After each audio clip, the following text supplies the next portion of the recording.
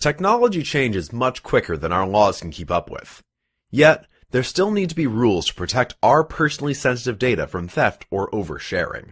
To reduce the confusion of possibly having conflicting data protection laws for each member country of the European Union, the EU has passed the General Data Protection Regulation. This is good news for citizens of the EU, but it may change the fashion in how some organizations collect, store, and use customer data. Be aware of who and where you are collecting data from. The GDPR applies to any controller or processor of EU citizen data.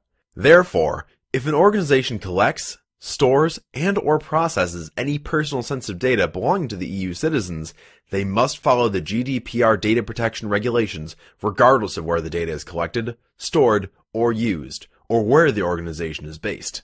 Collect only the pieces of personal customer data you really need.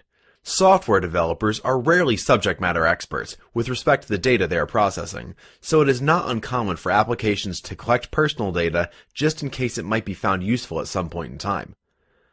Because this sensitive data must be well protected, which will take serious effort by the developers of software applications, it may not even be worth the effort for an organization to collect as much personal data as they have done in the past. Guard sensitive data, don't hoard it. In this time of big data, it has become easy for organizations to save every piece of information available to them in hopes that they may gain some valuable insight from it. However, criminals are abusing this data hoarding behavior by stealing sensitive data when it is left unprotected by the collectors of the data. The GDPR is the EU's way of protecting its citizens' personal data and hopefully changing the behavior of organizations that collect such personal data.